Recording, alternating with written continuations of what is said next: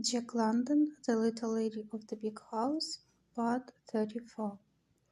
And time thus gained enabled him to continue to cut lectures and to devote more time to laboratory work. Nor did he miss having his good college time.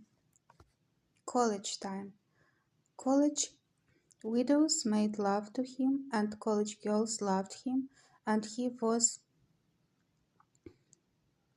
indefatigable in his dancing. He never got a smoke, a beer burst, or a rush, and he toured the Pacific coast with the banjo and mandolin club. And yet he was no prodigy. He was brilliant at nothing. Half a dozen of his fellows could out-banjo and out-mandolin him. A dozen fellows were adjudged better dancers than he in football, and he gained the varsity in his sophomore year.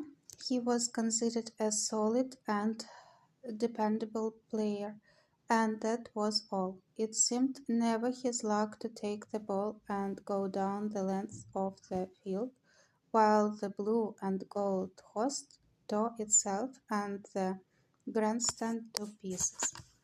But it was at the end of heart-breaking, grueling slog in mud and rain, the score tied, the second half imminent to its close, Stanford on the 5-yard line. Berkeley's ball with 2 downs and 3 yards to gain. It was when that the blue and gold arose and chanted its demand for Forrest to hit the center and hit it hard. He never achieved super excellence at anything. Big Charlie Everson drank him down at the beer bursts. Harrison Jackson at hammer throwing always exceeded his best by 20 feet. Carruthers outpointed him at boxing.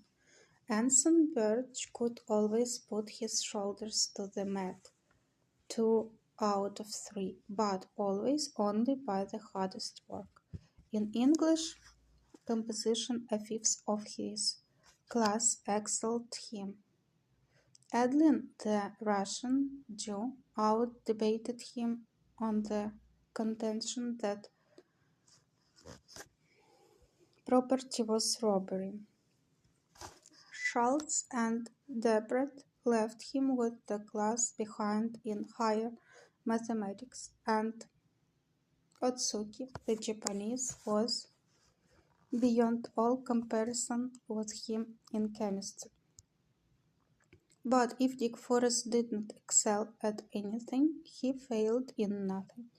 He displayed no superlative strength, he betrayed no weakness, no deficiency, as he told his guardians, who by his unrelenting good conduct had been led into dreaming some great career for him, as he told them when they asked what he wanted to become. Nothing, just all around. You see, I don't have to be a specialist. My father arranged that for me when he left me his money. Besides, I couldn't be a specialist if I wanted to. It isn't me.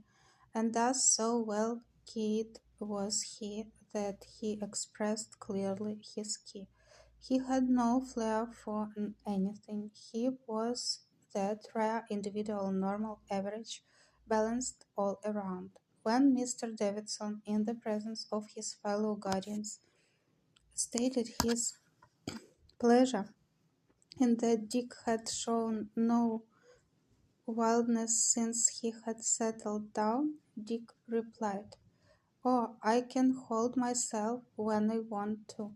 "Yes," said Mr. Slocum gravely. "It's the finest thing in the world that you sought your wild oats early and learned control. Dick looked at him curiously. Why, that boyish adventure doesn't count, he said. That wasn't wildness. I haven't gone wild yet.